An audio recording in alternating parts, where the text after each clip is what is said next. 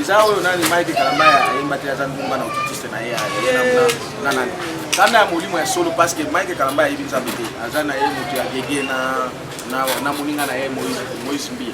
Bango wana ba pesa biso réponse soki basobananza. Après le 11 septembre, ba Congolais ba kosala makambo oyo ngani mokili mona na. Parce que je suis déjà là. Et l'autre ezanga ba Congolais ni zaki kozanga on doit conclure ba.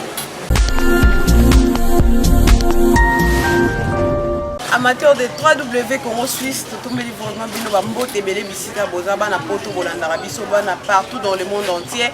Tolinga bino ndenge bino bolinga biso poto ko ba kosela bino busala. Lelo na cadre politique, nous menons une analyse politico-prophétique et lelo Falcor Texila a connu que a partagé plateau na ina prophète Benjamin. Il pas pena to parler to beta masolo ya mboka et prophète Bé a repé sa point de vue naé.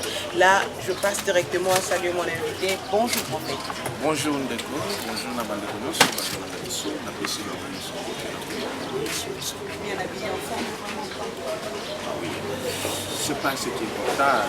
On a en forme parce que mon pays est malade, mon pays souffre, mon pays est dans l'esclavagisme. Effectivement, pendant que c'est comment vous c'est vraiment, vous Rolandaye, prophète Benjamin de te partager dans les plateaux pour la lilo, pour la prophète appelée Mami Matali.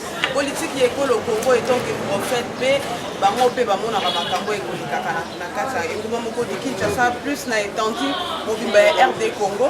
Et donc, il y a vraiment un meilleur moment à éclaircir dans la question de la mission de l'Ukraine pour aller baroser ça. Prophète, analyse la situation politique et donc un prophète.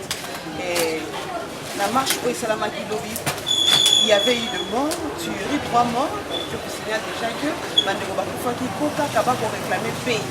Il faut soit parler de la justice. Mandeko Bakoufa, quel est votre analyse? Oui, ma sœur, les amis très stricts, vraiment, les amis Mawami, les amis Mawami, parce que Mandeko, la mission, précisément dans l'Est, Béni, Wechai, la mission pour la Banyama. Alors, ce qui est crié encore, Bandeko, Balobi, qui est pour la question de que ça soit déjà ou censé obligé il faut bâtir la mission qui n'est pas mais quand on va bâtir la police est sécuriser le peuple pour le peuple la police est sous pour le peuple.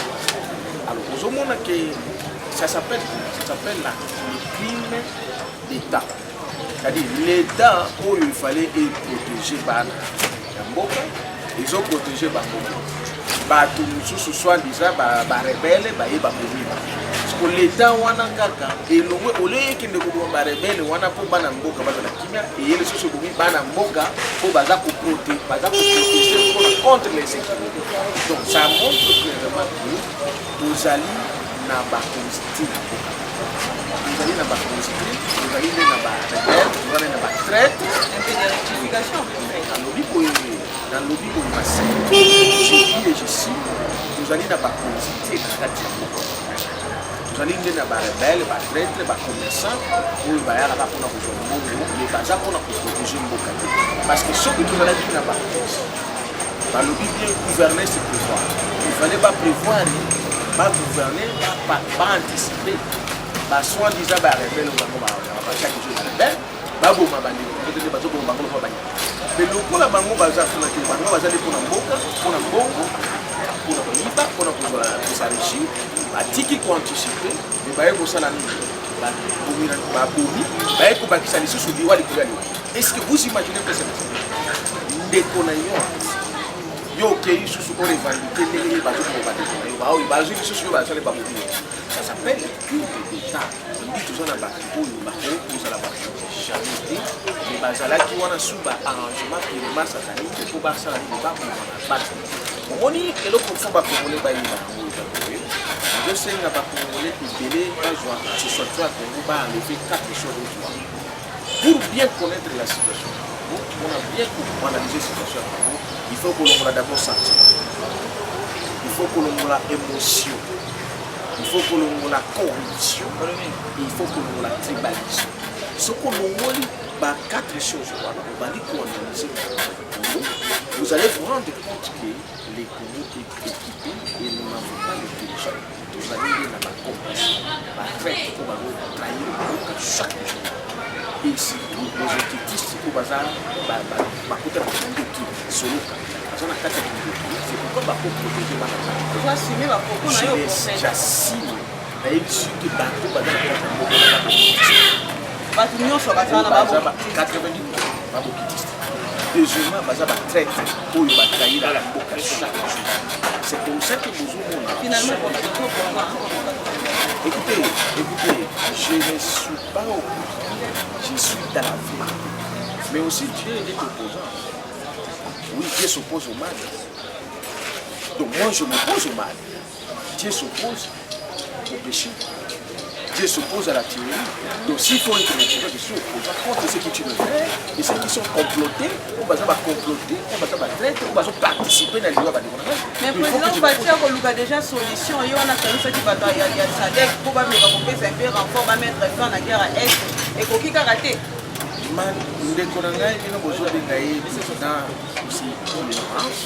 Parce qu'il y a cause à la démocratie, parce que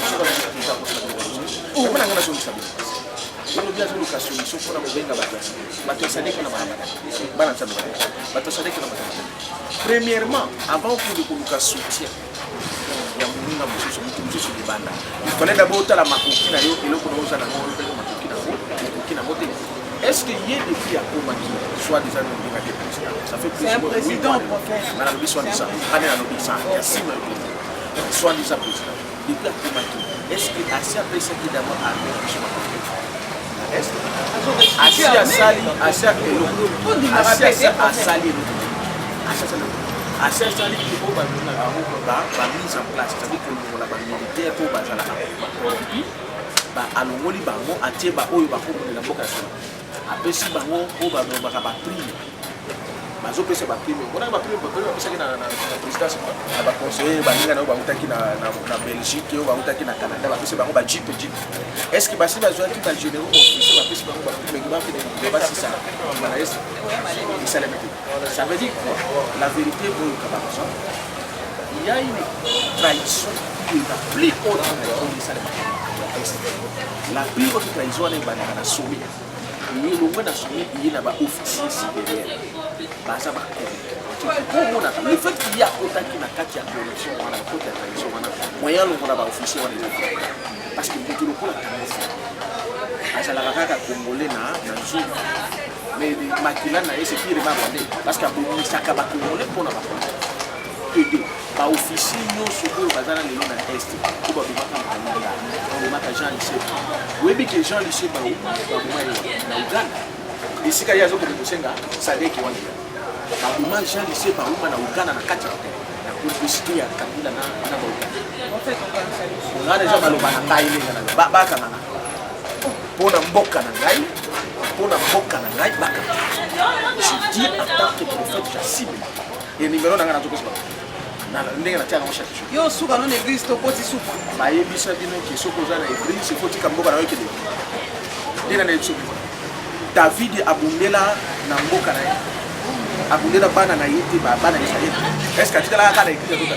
mais église yango moko bible lobi chaque chose son temps il y a un temps pour se battre donc bible zo reconnaître qu'il y a un temps pour la malade donc oyo nyonso oyo azaso ko azotika mboka na ezo on a kandana okende na prière à faire des martyrs te balina bazwaki moi quelque chose bachaki na poche nazali na besoin kokende na prière à faire des martyrs je crois on en parlera et tout le belana déjà distraction déjà ba prophète alors on parlera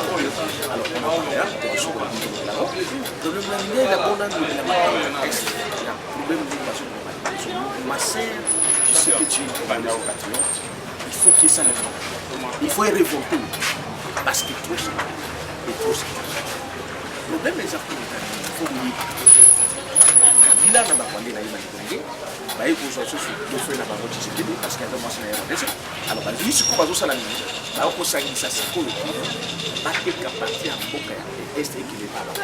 C'est comme ça que nous connaissons sur les matins. Tant qu'on a assez de choses qui va s'arrêter, qui va y avoir. Et ça, bateau va vous manquer ma barre. Je dis la vérité. Bateau va vous manquer ma barre. Baza ba wande ba kotsa ba mona kati ya athlète biso. Balata ba tini na biso baza ba fita makana mbongo na biso. C'est comme ça que parce que na butu sur ba ke ba créer soit déjà ba groupe ba ba bobi. Je comprends. Ce que tout dans le but au lieu que ba changer commandement ba biso bazo kufa chaque jour bazo de la chaque jour. Ba wande wana baza na kati ya ramende ba complota kana ba soit déjà ba. Ba wande baza na kati ya. Mais développement c'est ça là. Ya wapi ma chère. Yesu muna mutaka kuna na belle famille. Belle famille. Asa bola momo côté ya Félix. Kala na lobi bo. Ezali ni kala. Est-ce que vous tenez compte de makila ba de biso ba kufa chaque. Vous tenez compte là.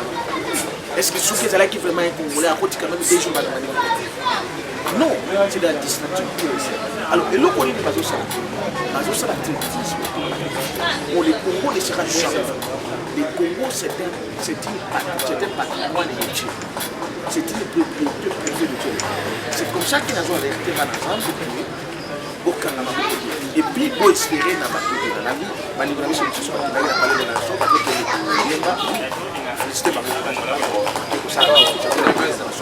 mais les problèmes déjà dit, la nation, donc les sika bakenda na collègue na soko na bakende koyembela bake kosenga soutien pas athlète c'est-à-dire que ozo kende ozo kosenga moni ndoki hein aza mwana saka siko yozo kende kosenga soutien pas ndoki pour abonder sur na saka donc on va connaître ça là oui ça que dans le bassin carré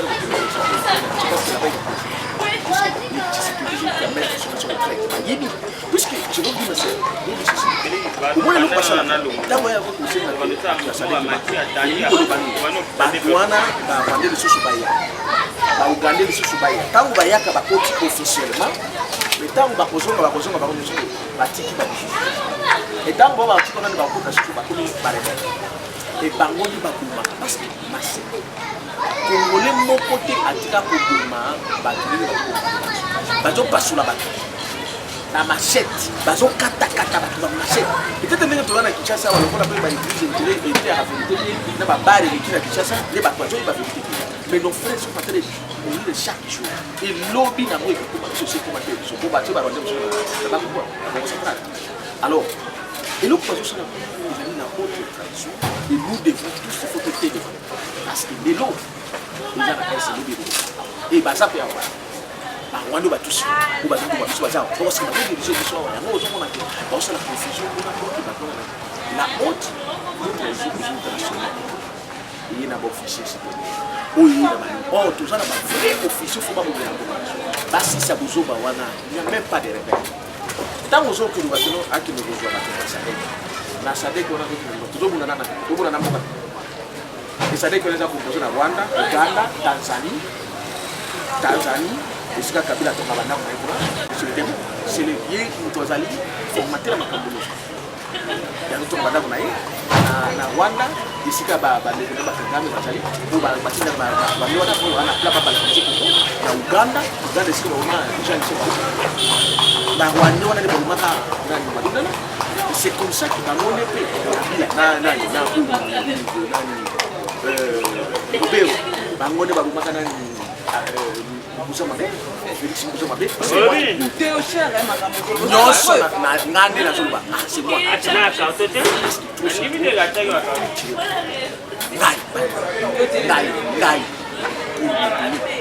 Et yopi il faut te parce que les impossibles, les inadmissibles. Yoti kakabana bandiko bazo kata kata bango. Ezali makambo na Rwanda. Ba créer qui génocide ba Rwanda ba ngoma bandiko na biso ba utu. Bantu bakomi bango baye les gens lisusu na génocide bango bakotia mona c'est comme ça ba tous sur ba il faut biso nyonso ba parce que mais on nyonso ba traite au bazar na bango pour les gens ba bango so ba sala ka yo ko ba traite ba si ba teki il y a dit c'est un Congolais quel Congolais c'est un Congolais quel Congolais un Congolais il y a beaucoup de choses. Si on a eu besoin de beaucoup Est-ce que yebi qui nga soki na bali yo nga na tosanga siko to kuni ba patron. Oui, c'est écrit dans la Bible. Ah, c'est écrit la Bible. C'est que soki yo zali buzani do nga pe na ko bana. Voilà. C'est que lokola pe ya bala ki wande c'est. Bien alors ba kuna. Yo ba kuna. Alors, donc on dit que le Mali, c'est qui parce que base wala quatre expression dans le balonga sentiment, balonga fanatique, balonga tribalisme, balonga émotion, comprendre le pays, makambo ya musa. Banani ko balonga sentiment, balonga tribalisme, balonga. Bao soutenir la yé, bao penser à la population. Bao nous sommes balonga sentiment pour comprendre. Parce que jamais on l'a accepté ça. Azoki le pouvoir papa wani. Congolais des milliers de Congolais bandati awo azoki le pouvoir kaka bao ba biso ndazo atenga bango batinda chifu mais maman Denis a demandé c'est ça qui a envie que y a tout ba 200 ba tete ana ko yo ko ba ba o ba mande ba ko sana ko ba ma sœur ye nani mobali na yake ko aso parce que so ba suba nani ba avec lui kaka baba tous Tanzanie baba tous Uganda baba tous bon bamone basali na la base ya tout ce qui se passe ndenge ni yo ki négocier na aide pas est-ce que ba congolais non so ba kali ba capable de c'est la chose et donc ça fait très mal que nous soyons là tant de ce pays il faut traiter le parce que tout ce qui est les a occupés et bazo ko bazo ko il est temps vraiment balandinanga totaka toujours na prophète na kata ben ya masolo na biso kolega tokobeta vraiment pour la mboka Congo tokocontinue mpenza masolo na biso prophète na des encore mingi bokoloba te toza baprophète osungaka na nzambe e biso boyeboya bikamwa eza mais ti sikoyo des autres na kati ya Congo ekosila te prophète ma sœur Bible lobaki ki na kombo mais dans les derniers temps, on a vu que ça va changer. Vous qui commettez en tant que j'ai déjà prévu une solution. Oui, question opposée, on a eu qu'à rejoindre ma question qu'on a posée. Et j'ai déjà prévu une réponse pour répondre à votre balle. Ce que je voudrais d'abord vous dire, c'est dans le Suisse, que 90% de partis pour renommer le nom de ce qu'on va passer. Alors, pour passer dans mon confiance, on a dit 90% de Bao. Sauf que les gens moi je suis parmi les deux, il y a 10%. Nami Yebi. Et donc, d'abord, il faut que toi vous comprenez. Après, Emmanuel Dodi, le messager de ce temps, il y a moi. Dans parmi les 10% je suis le deuxième. Ah, non, celui qui a fait Azali, c'est Adam Christ. On a dans la carte par le Naya, on est ici, mais c'était magicien. Finalement, on dit madame, on est comment on a celui qui a fait partie de la zone de la maçon. Oui, celui qui a fait les filles de Sarah, c'est des sataniques. Oui, parce que Sarah n'est pas comme avec H, la mythologie grecque. Sarah, ça s'appelle l'esprit de publicité. Alors il faut évoquer l'esprit c'était une sirène la mythologie grecque. Parce que Sarah n'a pas Bible avec H. Mon place à Sarah avant ça. Sarah n'a Bible là qui Sarah. Le monde qui est Sarah. Ça H. Mais Sarah n'a pas de là. La fille de Sarah. Les acquis de communiquer par la zone de l'esprit de publicité. La fille de Sarah, on peut bander pour la décemment. Évidemment, ceux qui l'a dit de la main, c'est l'image. Oh, ben, si nous sommes en œuvre, le lot est belé, il est belé, là, qui s'est mis en œuvre, on a passé de ce qui est il a on va faire ce qui va passer 40 ans. Parce que 40 ans, Zamba aussi la gâtie, Bango de Badoussi, la Bango de Badoussi, la Bango. C'est pour ça que c'est non. Bon, donc, ça va pas faire des choses, ça va pas. Le bibo, le col a mon peu, ça va pas confiance. topesi bango mpe kutu wana confiance nga nalobaki po et je dis ceci parce que bato bazotianga tembe nalobaki ke 90% de pasteur baa bakelekuta obi boye nalobi boye bon topesi bango na confiance obi boye topesi bango confiance mais barépondre biso na 3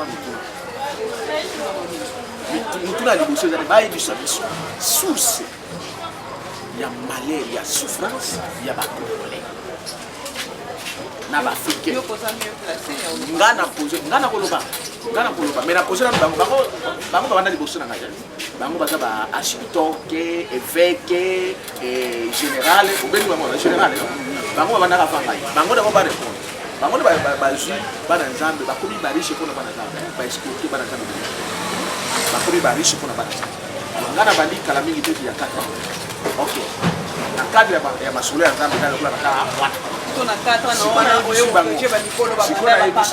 voilà sikoyo nde tokoyeba sikoyo ke estce nzambe aza na bango ube nzambe aza na moke o nzambe ayebi soki po koma na royaume de ciel ezala lokola mwana moke kozala mokolo te ezala lokola moke alors maintenant siko problème ezali barépondre nano bino bopesi bango botuna bino nyonso botuna bapaster wana baévêque baprêtre bacardinale baarchidiocteke bagénérale baévêque archidiocteke bao nyonso wana batiti wana baprophète de la nation baprophète gwanga bito oyo bao nyonso wana prophète de la nation baprophète de nini chaque jour bazona Dieu m'a parlé Dieu m'a dit ok bayebisa bino ke origine ya souffrance ya bacongolais botawa mais deuxième question bayebisa bino mokolo nini souffrance wana ekosila parce que nzambe fois ayebisa bango basoloka na eti troisièmement bayebisa biso bayebisa bino bana nzambe tosala nini mpona souffrance wana ezala ekosila parce que basoloka na nzambe yango napesa bango etikala 3 semaines na 3 semaines bango bapesa réponse soki bango bapesi réponse ngai même sur le baptême, parce que celui qui pose la question a la moitié de la réponse. N'est-ce pas non? Parce que c'est moi qui pose la question.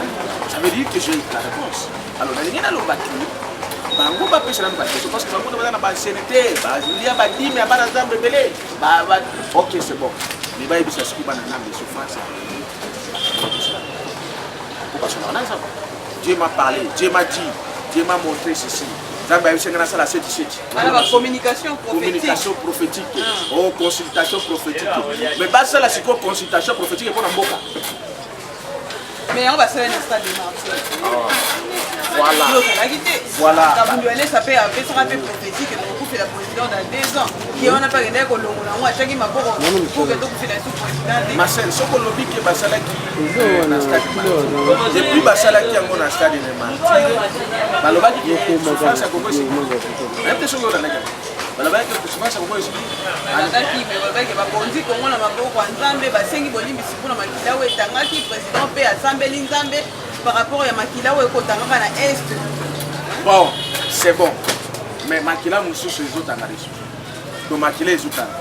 Il dit baloba est-ce que nzamba na yoka prière na bango le 30 juin kaka président Nabino wana Yabino Yabino abomaki webi que des fois babomaki na S les 30 jours c'est après mais c'est là-bas après ça de matin babomaki des fois babomaki S donc il n'y a pas de bani ça dit que tant que prière na bango na basambela ngi bien yango to lingi ka so ki to tika 2 ans so ki 10 ans so ki 20 ans so ki combien d'années to souffrir bango problème et d'abord apparemment vraiment le mama pepe na contre baningo non non moi je ne suis pas mélangé dans Barosé Bakar. Je suis Benjamin Kawanga Mukanda les 40. Si Yoko et Sina Kingana c'est mon combat, c'est bon. Je ne suis pas confondu dans ma chose. Alors, je vais dire ceci. Ce qui va me faire ça, que les Tchikali qui n'en est pas souffert, on va le faire. Ce qui est des autres, le problème n'est pas ici, c'est que mon colonie n'est aussi là. Parce que constant, les gens qui malgré stade de marqué dans le monde, souffrance, ils ont continué à faire. Kabila Farawa Zaka Kawana. Deuxièmement, bazo kufaka lokola banyama. Bayibisa biso souffrance wana ekosila colonie. Vous comprenez? Et ni origine la souffrance dans les bananes wapi ekosila mu colonie. Et puis tout ça la ni ekosila. So balobi to fanda to lesela, to banaka ko sambela ndenge balobi prier kaka sans cesse. OK, to bani ko sambela. Mais souffrance amutu pesi la raso. Yo lingi souffrance en wasi ndenge. Ma sœur, Quand je dis souffrance à Congolais, mais aujourd'hui on a peut-être souffrance à Congolais dans l'exagération. Yo so mona mboka nini? Webi na uti kolanda na ba télévision na ko. Yo so mona mboka oyo ça fait mal. Bazola qui ça publicité à cimetière. Publicité à cimetière. Tu es journaliste, va investiguer d'abord na nzela côté ba kemuna ba. Webi combien de gens ba pour na mboka. Oh, même ma Bible me dit que celui qui meurt à moins de 100 ans il meurt jeune. Mais comment les Congolais toujours pour faire chaque jour non, ça ce n'est pas la souffrance qui fait le Dieu. C'est l'origine de la souffrance. Il y a des gens qui souffrent du chômage. Les pays les plus, nous avons 4%. Il y a des Congolais qui sont chômeurs. Les chômeurs, ils ont organisé un meeting, il y a un imikao. Pembeni na ywa samedi, ils ont organisé un meeting. Il y a les différences, les difficultés et les alaka. Mais il y a bien sûr la souffrance, c'est différent entre les difficultés et la souffrance. Donc, c'est pas le problème. Mais chez nous, c'est les souffrances les plus atroces qui n'ont jamais existé, qui existent au Congo et en Afrique. La maladie, nous sommes en Afrique. Le sida, le singurunga, le Ebola, nous sommes en Afrique. Mais est-ce que bango va se le rendre dans il y a un autre lobby qui est battu dans le Japon. Benga kutu batu baya na badossier misala okenda ozo musala te okotisa badossier ozo mwasi obala raté ya l'église to éviter église on comme ba compagnie pour faire ça batu. Mais ma sœur yango nazo yebisa yo ke omoni ngai na nini ko répondre nano parce que na ko répondre. Il faut répondre nga. Ko boni plateau na yo ko répondre na bituna na ko to ke kilembe. Ah tondo wana te to abiso na biso.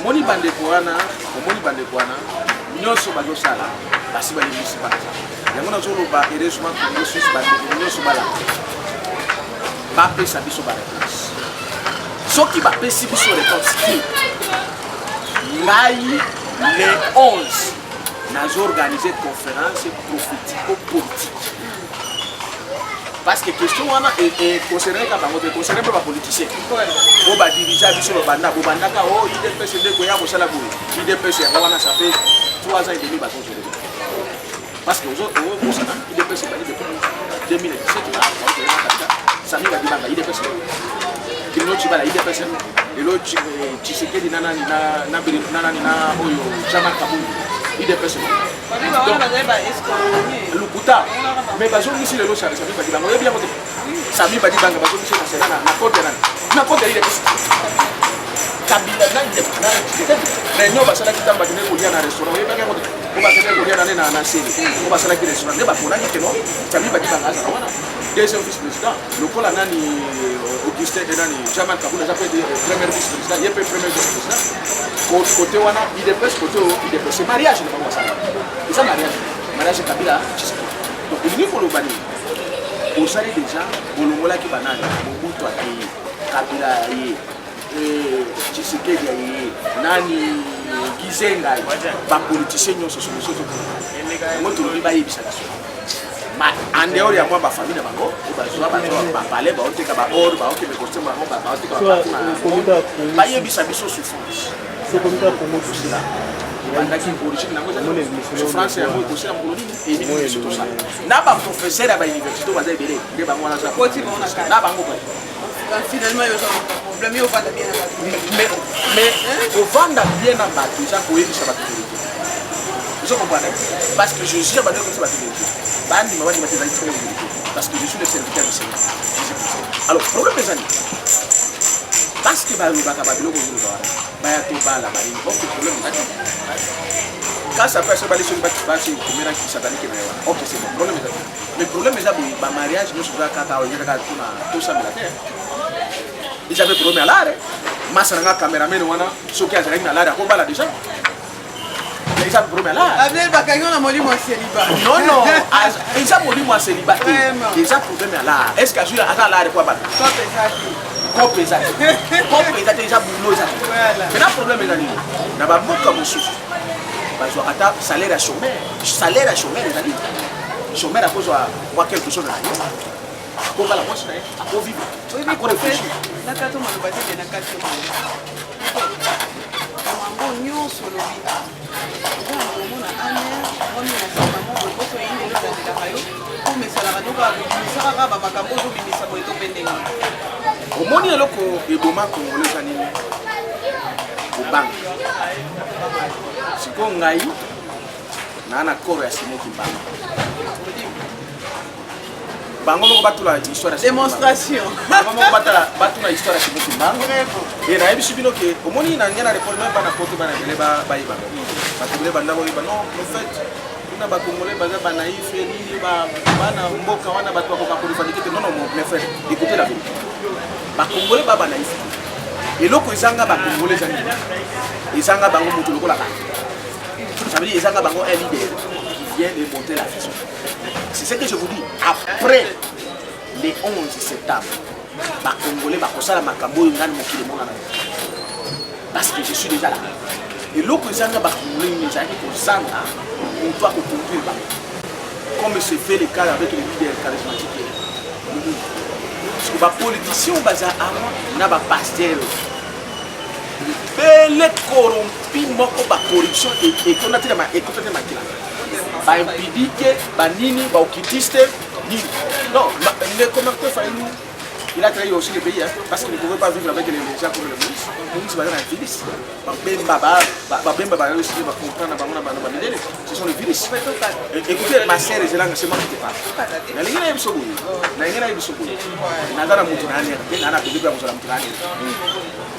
Chez Jésus-Christ, Emmanuel, le Dieu véritable, et j'ai Simon Kimbangu. C'est lui qui contrôle les Congo et surtout l'Afrique. C'est-à-dire quoi? Dans le moment où je vous dis, les clés pour le Congo, pour l'Afrique, vont être réglées. Alors, dans le monde, on a fait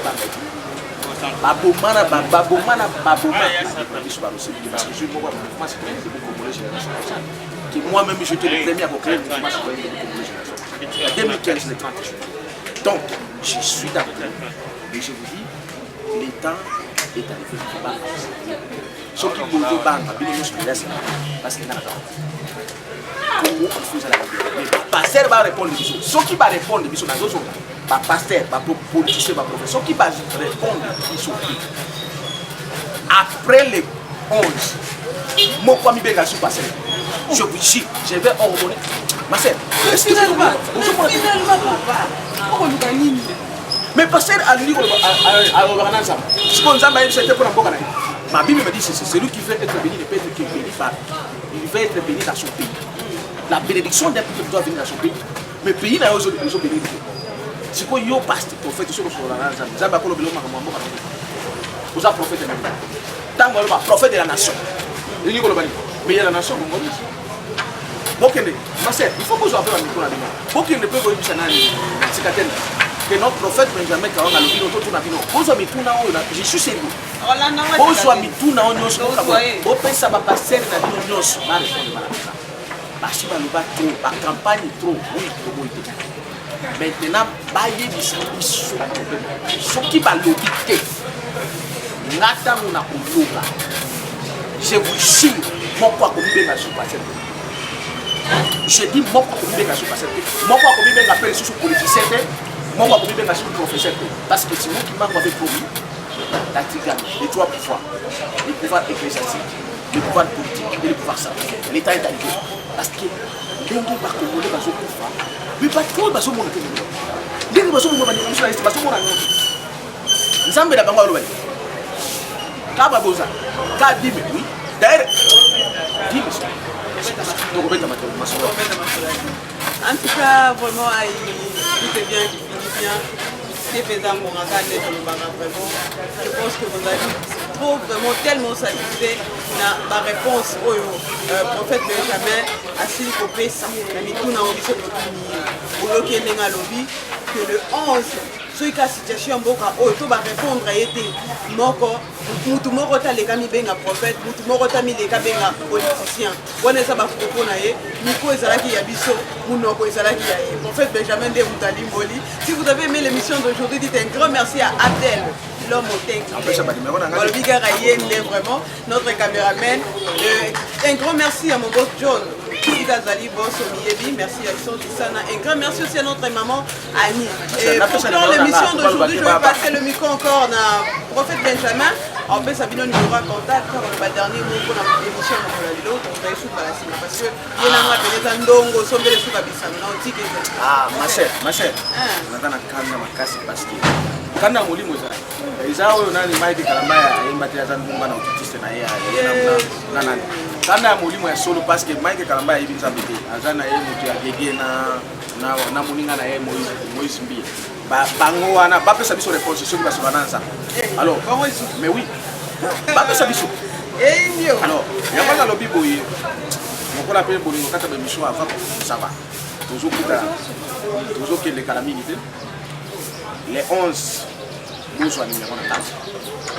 Bah au bazar les cabuchés, bah au code 85 67 034 56. 85 67 034 56. Benjamin Kawanga, je suis sur WhatsApp. Oyo banyoso ba ko komelanga ba ko komelanga na adresse email yango kawanga benjamin 131@gmail.com. Kawanga benjamin anemo 131@gmail.com. Mes frères et sœurs, tango ya Congo ekoki. Nazana besoin na bino oyo beaucoup contribuer pour na kozwa sali et pour na presse. Il faut banir nyonso ya presse bazali. On est là pour faire des bandes, banir nyonso bazali banda partout. Problème c'est que Congo te ya ba congolais te ba congolais ba naïveté. Basa ngaka bilo ni bani. Information, il y a un temps de la vérité et un leader qui va les contrôler. C'est comme ça que je suis établi par Dieu le Père et son prophète celui qui parle. On a pour amener le peuple dans la terre. Et les 11, c'est le déclenchement. Je vous informe sur le déclenchement. Il y a un moyen pour la salle et pour la balance sur la presse. On a besoin de vos contributions. Vous voyez, tout le monde se bat dans la Congo, dans le sang de la Congo. On va vous dire la Congo, les clenchés, soyez bénis. Nous sommes de là-bas, vraiment, on va vous dire la Est, soyez bénis. Maintenant, il faut tout déclencher la plus grande révolution ici à Kinshasa. C'est ce qui va déterminer la suite et la fin de ce que nous souffrance et de malheur. Que le Christ, Emmanuel, celui qui vit au Congo, qui vous bénisse. Amen. Évitez ce ton cas d'émission, amen.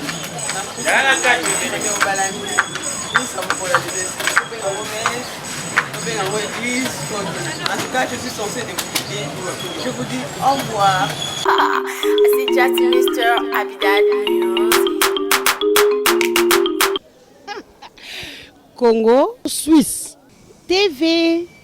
Tozongo wapi, chaîne à boy. Abonnez-vous massivement sur Congo Suisse Télévision. Ciao.